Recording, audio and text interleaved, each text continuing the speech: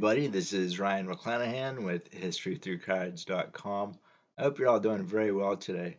So I want to tell you a little bit about Hedy Lamarr, and this actually happens to be a 1948 Kawada chocolates, and I think I've told you guys in a past video or two about this set, but it kind of bears repeating that if you do come across these cards or want to add them to your collection, just be very careful with them because uh, they are very fragile. They're in fact made from a paper stock, and I'll show you the back of them so I can show you that you can see right through the card. So uh, just keep in mind when you're handling these cards to be very careful. In fact, I would say that for any card. In fact, um, the Kawada Chocolate Company actually first started issuing cards after World War II in 1947. I don't have any of those cards, but they're black and white, and I believe that there's actually two different variations. Um, One with a black border at the very bottom that goes through the card, and then a black nameplate as well. Uh, that set actually has a few actors and actresses that you're not really going to find it anywhere else. Hume Cronin comes to mind, and I know Hume Cronin from the movie Batteries Not Included, and then Frank Sinatra is the other. And Frank Sinatra has a few cards out there. They're just really kind of expensive, just because it's Frank Sinatra. Um, in any event, uh, the company did have, I think, four sets in total that I'm aware of. 1947 is the first, 1948 is the second, and then 1953, which I don't have any. I'm not really a big fan of those cards. Their color, but they're also I think regular photographs, which I'm not really a big fan of per se. But the 1950 is really kind of interesting, and they look like this, which is I believe 5 by 7. And this is John Garfield, and again, John Garfield doesn't really have anything out there that I'm aware of. Um, and yeah, I think he died under mysterious circumstances in the mid 1950s, as a lot of film actors and actresses have. Uh, Hollywood is just that it's Hollyweird, and there's a lot of really strange things that go on in Hollywood. Uh, the company itself was started by Gustav van Emden in 1877 in South America, but he emigrated back to Belgium and started the company over again in 1883. There is a lot of really neat cards in all of these sets, and if you are going to complete any of these sets, just you're gonna need to take your time because a lot of these cards are not going to be found at shows. In fact, I've never seen one of these cards at a show. The majority of these cards that I have seen are on eBay, and even then, I've had to pick them up over in Belgium. So uh, just keep in mind that uh, it, you are going to have maybe a tough time to try to track down some of your favorite stars in the set. This particular set has a lot of really famous Hollywood stars, and I think even John Wayne makes an appearance in this set, as does Judy Garland, and she has I think two or three different cards in that set, as well as Lana Turner. So let's get into Hedy Lamarr, shall we? So Hedy Lamarr was actually born Hedwig Kessler in 1914, and she had a very brief career in Czechoslovakia. She married a gentleman by the name of Frederick Mendel, who was an ammunitions manufacturer. She was 18 and he was 33.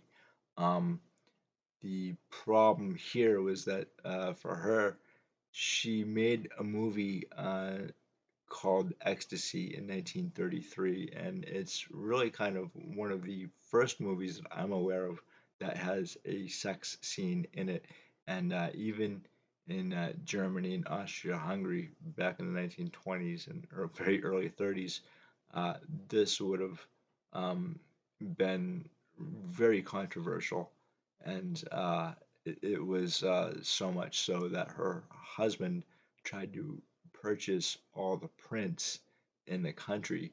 He didn't succeed at all, but uh, what she said was that he was a very controlling person, and she actually was with him during a lot of his parties where she met with Adolf Hitler and Benito Mussolini and Hermann Goring, and this was really her husband's clientele. And so the American government later on would accuse Mendel of being a Nazi sympathizer, if not downright in the Nazi party. Now, I don't think there was anything conclusive there, but they actually tried to run him out, or they did, actually, they succeeded in running him out of Argentina, or it's South America, back to Hungary after World War II, like back in the 1950s. So at the time, in the 1930s, Hedy Lamarr would actually accompany her husband on business trips, and she got to know a lot of his clientele and what he was working on. And she was actually known as a very intelligent person. And if I had to guess, she probably did have a genius IQ. She wouldn't be the first actress to have a genius IQ. I think Gina Davis is a member of Mensa, and Warner Baxter also is a very intelligent person as well. Um, what really kind of makes Hedy Lamarr stand out is the fact that she was also an inventor. So she actually fled her husband in 1937 by disguising herself as a maid and going to Paris. And then from Paris, she went to London, England, where she met with Louis B. Mayer. And initially, she turned down a $125 a week contract, and she renegotiated for a $500 a week contract. But in that time, in the late 1930s and early 40s, and even after World War II and during World War II, she worked with Clark Gable, Judy Garland, Lana Turner, Jimmy Stewart, Robert Taylor, Spencer Tracy, Charles Boyer, Claudette Colbert, William Powell, John Hodiak, and Bob Hope. Oh, and Ray Milland as well. Some of my favorite actors and actresses of the golden age of Hollywood. Um, that's pretty impressive. But I think what's more impressive is what she did off the screen.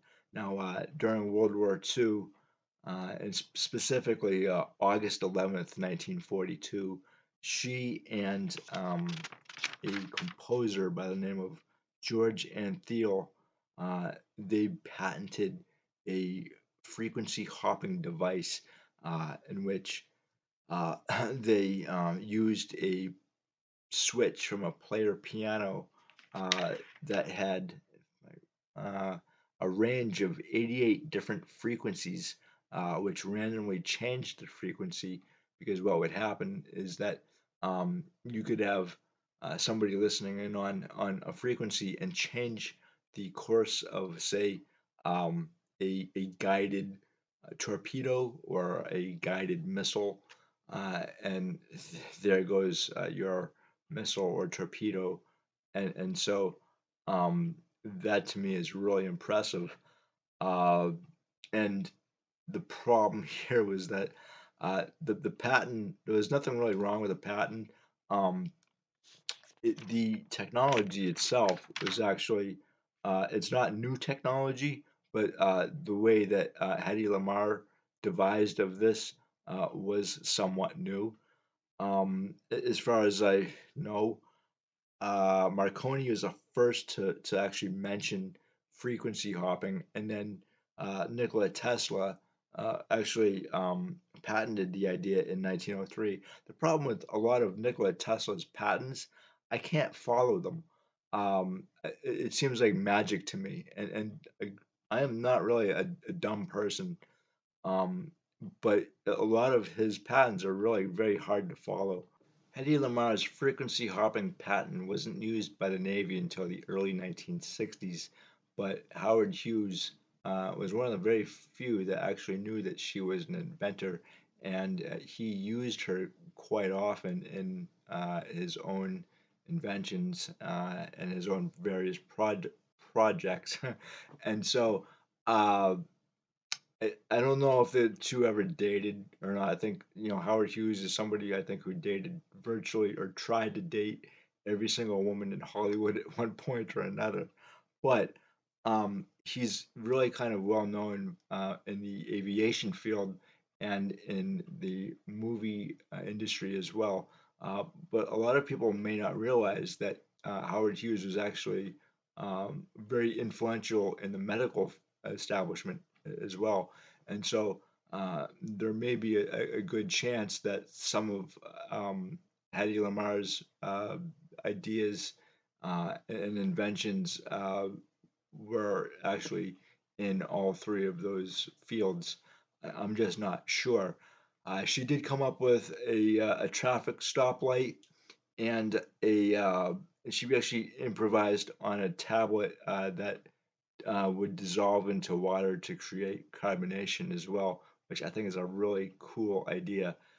Um, a lot of her inventions and her I think she has more than maybe one patent, but a lot of her ideas, and her technology was not disclosed until the 1980s, and by that time, uh, the her initial patent for frequency hopping had expired, but she did receive a large amount of stock from the company that was using it, and they might have realized that they had been using it improperly or received that technology improperly, didn't really attribute that to her. Um, the thing that I think maybe we all should think about uh, today is that Wi-Fi technology is pretty much used in everything that we do, including banking, and that is her biggest contribution to society, I think. I don't know a whole lot about her movies, to tell you the truth. I've never actually seen any. So for any movie reviews, I'm gonna have you guys go over to Jerome Weaselberry's page and check out her movie reviews from the 1920s through the present day. If I ever have any problems trying to figure out what I want to watch or maybe on the fence about, I'll go over to her page and see if she's done any reviews. Obviously, Jerome Weaselberry is not her real name; it's an alias, and I really kind of had a problem trying to figure that one out. But she really is a fantastic YouTuber, a great content creator, which I really enjoy. And the other thing I really enjoy about her is that she does a lot of bloopers and outtakes, and she shows you guys, the viewer, that sometimes this is not an easy medium, and there are a lot of mistakes that can be made along the way. And it actually makes me feel a lot better watching that because I really kind of thought that maybe I was the only one that was making mistakes. And I'm not really used to this. I am an investigative journalist, first and foremost, and I'm more comfortable with the written word. And, sometimes being an investigative journalist takes a lot of time and a lot of practice, which I have. I do not have a lot of practice with this right here, but watching her do this stuff, first she makes it look very easy, and then she kind of shows you or goes through the motions to show you guys and to me that yes, there are mistakes that can be made along the way, and it's kind of a courageous thing, really, I think. But uh, there are two movies that I really am looking forward to her opinion on. If and I'm not sure if she's actually seen them, but The Wraith with Charlie Sheen, and another movie from the 1980s called Strange Invaders, which I haven't seen in a long time.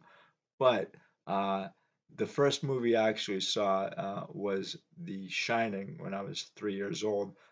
Thanks, Dad. Really appreciate that one, buddy. Anyway, guys, go over to Jerome Weaselberry's page and give her a like and subscribe. And again, I really thank you guys for stopping by and checking out and listening to what I have to say. And until next time, I will see you later. Bye.